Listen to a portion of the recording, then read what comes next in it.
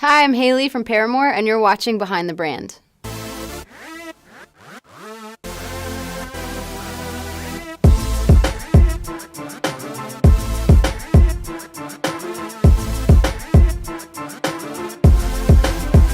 Hey everyone, I'm Brian Elliott. Welcome to another edition of Behind the Brand. Today I'm here with the amazing Hayley Williams. Hayley, thanks for coming by. Thanks for having me. I usually ask people, how'd you get this job? Oh man, this started a long time ago. I was 12 or 13 when I joined my band, and we were just kids in school, And I come from a really small town in Mississippi, and I was sort of the only person in my school that really was interested in music. So by the time I was old enough to know anything, I knew that I wanted to sing and write songs and play with my friends in a band. I wanted to be a part of something. So it wasn't until I moved to Nashville, I met my friends that also wrote. And that was like this revelation for me, to meet other people my age who wanted to do the same thing as me. I felt less alone, So, yeah, we didn't really waste any time. We started after school. On every Thursday we went to school because it was like this homeschool kid thing. How old were you at this time? I was like 13. Yeah, I was in 7th grade. It was serious to us. It was already a career for us, And I think our first gig was the school talent show. So let's go back to the time where you were 12, 13, just getting started. Did you know that you wanted to be a pro? Yeah, I think I did. I mean, I didn't know how possible it was. I just thought I'm going to have fun doing it. I felt like I had seen, I would see movies like The Temptations or even Spice World. And I just thought, well, they're all having fun with their friends making music. And it's like, it's their thing. It's their job. And I wanted that. I wanted to feel like, I wanted that us against the world kind of thing, which is just sort of inherently part of starting a band. You just kind of have this, it's like this very innocent gang mentality. And we started that way. And then the next thing we knew, we were in a van on the road. So were you writing music, or were you like aspiring singer, like you were, I don't know, in your church, or you're like singing on the street corner, or like always in the shower? How did it get started? Well, I did sing in church, but I was really shy as a kid. My parents separated pretty early on, and I was an only child for a while until my dad, in his second marriage, had my sisters. And I just loved music. I had this belief that I could do it, but I needed to get past. Like I didn't really feel like proving it to anyone. I just kind of knew that it could happen. So I sang in church a few times. I had a friend that I would sing with for whatever random talent shows there were, if I got up the courage to do it. But it really wasn't until I started writing songs, and I think writing gave me. I just realized I had a voice and I had my own mind, because it's one thing to mimic your favorite singers and sing along in the car, but it's another thing to have your own voice. Yeah. What do you think it is about music that either heals us or it resonates with us? I mean, it sounds like you went through a really hard time with your parents' divorce. And did music help you through some of that? Yeah, I mean, being a kid and having your parents split up isn't all that unique, but it's still heavy, And I think for me, I always loved sad songs, and I didn't know why, but I think I really picked up on a lot of the heartache that was going on in my family, and I didn't know how to say it myself. I mean, I was like 6, but all these other songs did, and so those were the ones that resonated with me from an early age, and when I did start writing lyrics, there was a lot of really sad stuff, and it was a lot of injustice, and there was some angst, a lot of angst and early Paramore. But, I think it's healing because it's this space that you have. I mean, I think if you're a writer, then it's that moment that you have to yourself to really think through how you feel about something, and it's uninterrupted. It's your own moment with those feelings to make peace with them. Yeah, and it's somewhat cathartic, right? Like, yeah. So you're getting your feelings out into lyrics or Yes. into a melody or a harmony. Yeah, I think the coolest thing for me about writing a song is fitting my feelings into a melody or into a rhythm, because I'm a very rhythmic singer. I think most of the stuff that inspires me as a writer is syncopated rhythms, and some of the songs we wrote early on, I ended up almost like rapping in this. Misery Business was one of our first big singles, and there's so many words, but it felt so good to say them along with this rhythm that gave every word more power. And I think, I don't know, that feels really good. So what comes first with you? Is it the lyrics, or is it the rhythm, or is it the melody, or? Well, with Paramore, we tend to write music first, and then I kind of go and I listen to that. I might learn it on guitar or learn it on piano, and I kind of live with it alone, because I do tend to write words in secret, because like I said, that's my space to really feel something out. But You keep it like in a diary or journal, or? yeah, it feels better to physically write Yeah. out the words. You and like Eminem, right? You've got like your notebook Yeah. and you're working on. People do compare me to Eminem quite often. They don't, but I like writing it because I think it's that tangible release. I mean, I do type everything out too. But sometimes like you're traveling, or you're getting coffee or whatever, and it's like you think of something, it's good. Yeah, so you need to jot it down. I'm old school like that too. I like to I have like my to-do list on a physical list, and I like to cross it off. Don't you think that when you write your to-do list, you do it like better than if you were to type it out? I'm that way. Yeah, I'm kinetic learner, so like when I do, I learn. So the act of writing helps me remember somehow. It sinks in deeper. Yep. Me too. I'm the same way. I definitely, I like also, like if I am writing out lyrics and I don't like something, I like scratching it out, like seeing it scribbled over more than just deleting it, because I really shut it down, if I'm scribbling over it. But anyway, yeah, writing physically just feels better. So we're talking off camera a little bit about Karen Carpenter. Who are some of your other kind of inspirations? Oh man, I feel like I was lucky to, my parents were really young when they had me, so I feel like I got to listen to a lot of cool music as a kid, and I'm able to reference things that most times people that are a little bit older than me will reference, and I feel lucky for that. So I mean, I listen to a lot of Shaka Khan, and and the classic rock with my dad, of course. But I feel also really lucky that my granddad was into soul and funk music. So that's where like the Shaka Khan and like Temptations, or a lot of Motown stuff, Elvis even. Cool. And you're petite, but you've got this amazing projection. You've got this killer voice. I mean, it reminds me of some of these power voices of, whether it's Shaka Khan or, any of these, amazingly dynamic, powerful voices. Is that like your alter ego? Like you said, you're kind of a little bit like an introvert. Does the extrovert come out on stage? How does that work? Yeah, I do. I mean, we've spent 2 years off at this point just writing, and I feel like I've gotten to know my introverted self a lot more in the past 2 years than I had. I hadn't really been given the chance on the road because we're surrounded by so many people. Yeah. And I do think I'm good at that. It's not that I think I'm better off in a room by myself. I think I love to listen to people's stories, and I like engaging and connecting, and that's a beautiful thing about being in a band that travels and meeting fans that become sort of like your family. But I think on stage it does give me a chance to let her out, like let that side of me that I really think I need that expression. I need to complete those, like the things that I'm writing in my journal and the things that I'm writing to music. It's one way to express that feeling, but to fully realize it, I think, is to perform it and really exercise those demons. A lot of people who watch this, they're creative. They're artists or future artists. Mm-hmm. They've got some sort of side hustle or some dream that they've got. Yeah. Maybe let's get a little bit personal and talk about some of the things that you got wrong in order to get it right, and maybe talk to this audience about, like, hang in there, it takes time, whatever your advice is. What would you say to those young people just getting started?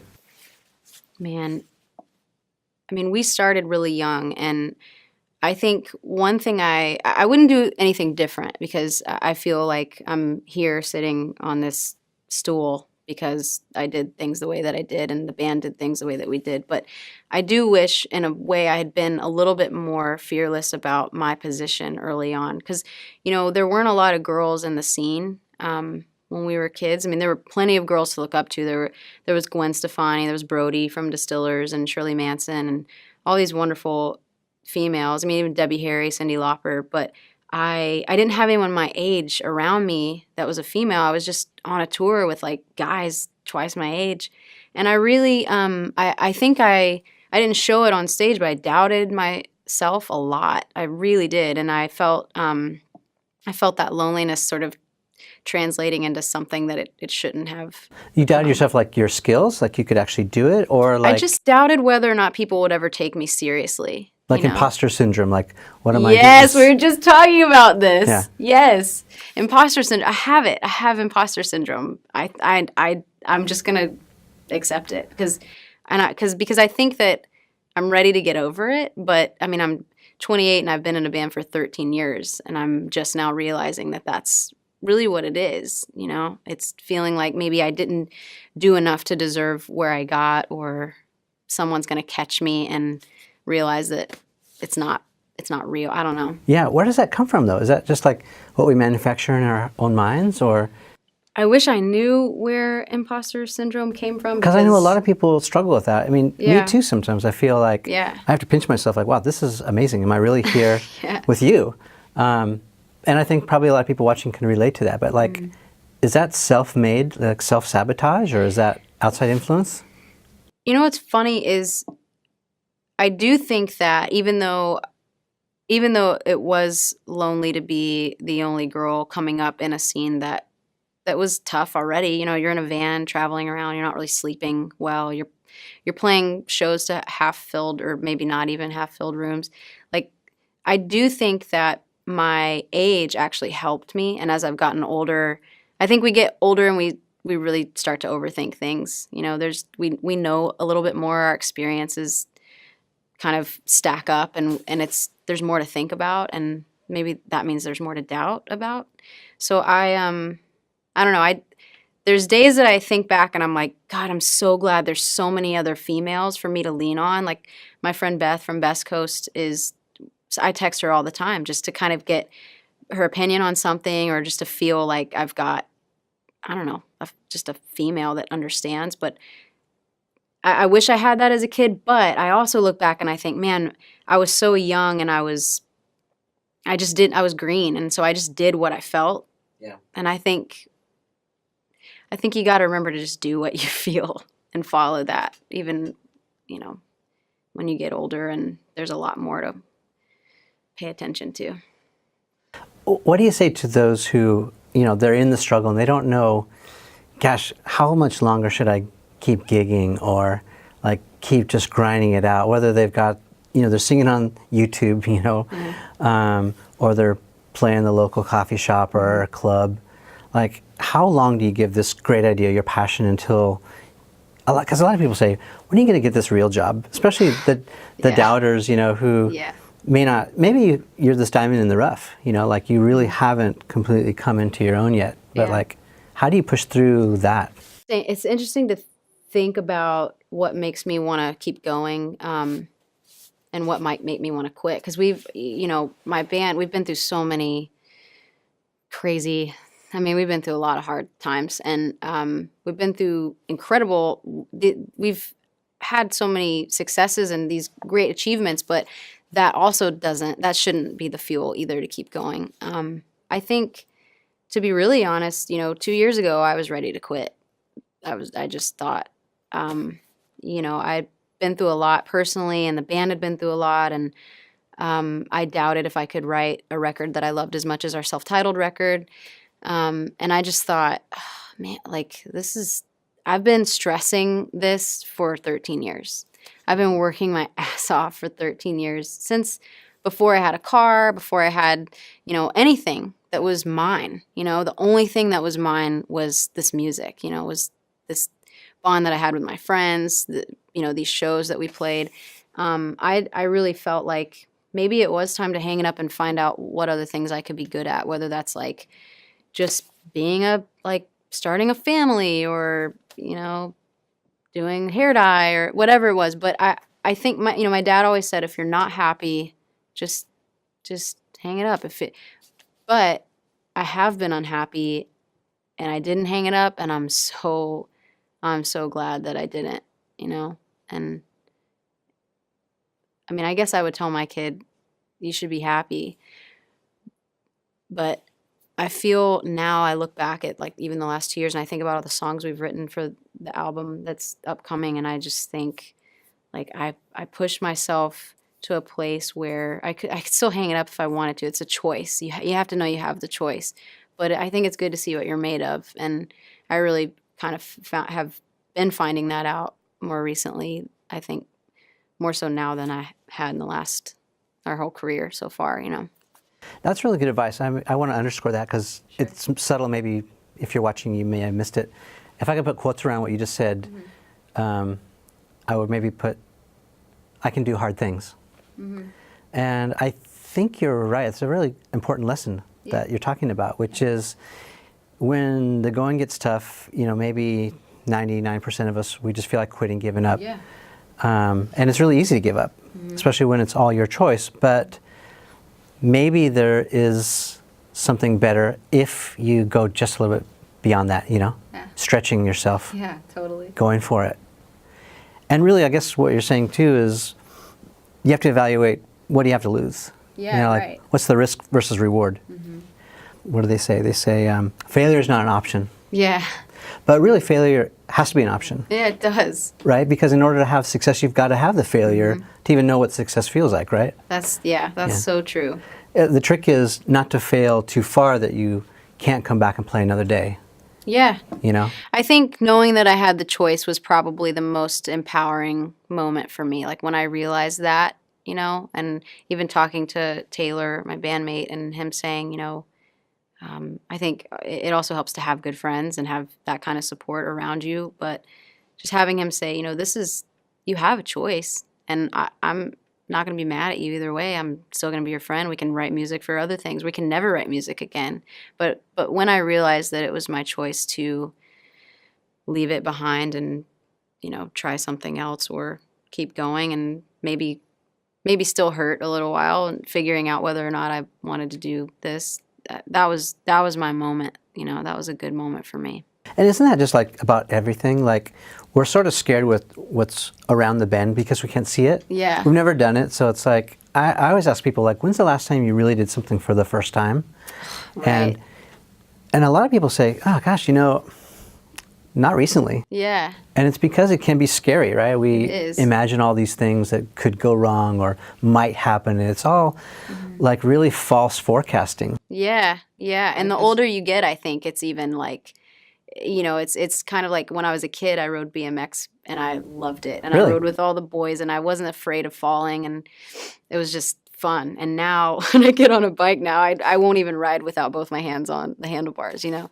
And I think there's just something to getting older that you have to, I don't know, you just have to trust that you've got it within yourself and not doubt too much. The doubting thing, man, I heard a friend of mine say that kind of thinking is like experiencing failure in reverse. Yeah. There's like really no point to it because it hasn't happened yet. Wow, that's a cool way to say it. You know, so there are some things that you should worry about, you know, whether that's earthquake preparedness or whatever, you know, like you should be prepared for earthquake. But like, so if something hasn't happened yet, we shouldn't manufacture it in our minds until it happens. And then we can be scared of it and then deal with it, right? Yeah, and that's hard. Like, I've never really struggled with anxiety until this past 2 years that I was telling you. I just felt like, what if I never make something that I love as much as the self-titled album?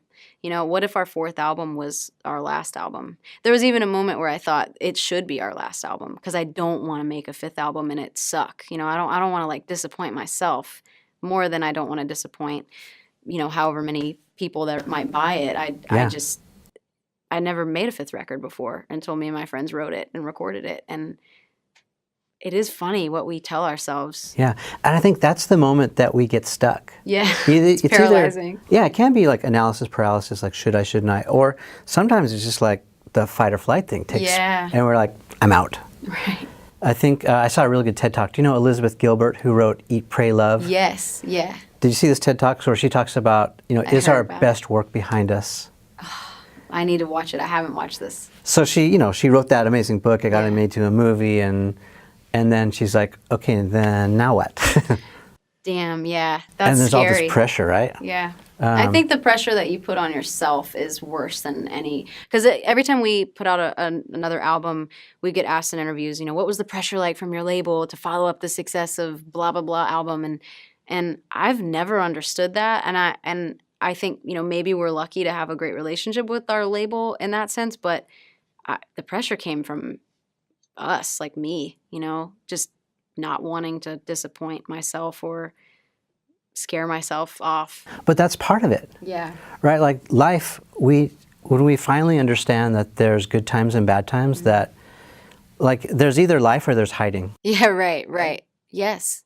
And so when we get comfortable with like, all right, bring it on, like what's the worst that can happen? Yeah. Then I think we truly start living the life that we have the potential to live, Yeah. Man, this is good. Can we do this once a week? Yeah, let's. I need a second therapist. All right, maybe let's give some final words of advice to young entrepreneurs, people who are in the struggle. Yeah. They admire you, they love what you've done, but they're also doing other things. So they're engineers, or they're writing code, or they're artists, or they love math, whatever it is. So like, what's your advice to people doing cool stuff that might not work? It might not work. Well, that's the bottom line, right? But what is not working? Right. So maybe we can define that too. But it's all experimental. When we start new things, we don't know the outcome. Right. Yeah. If it was predictable, everyone would be doing it. Yeah. Right. I really think that, for me, and I mean, this has nothing to do with the music business. This is just life. I think when I've felt something in my gut and I didn't follow that, I've paid for it every time. And so I try to really pay attention, because I think that we do know ourselves. We do know our passions and the things that might put us in danger. These are like instinctive things, we know what we're capable of. And sometimes I think even when we know we might not be capable, we know when we can give it a shot and be all right, and that's I think maybe the danger thing that I was talking about. But for me, following that gut feeling has even when it didn't work out or look the way I thought it would, has always paid off. And Paramore, we're on our 5th album. We've been a band since I was 13. I'm 28 now, and I'm still alive. Been through a lot of pain, still alive. Started a new company. It's really scary. Still alive. And I think that it's because I value that gut feeling, So yeah, I guess I would just say, you'll know if it's worth going after or not. You'll know that, and if you don't, then you'll know when it's time to try something new. But it's not going to kill you.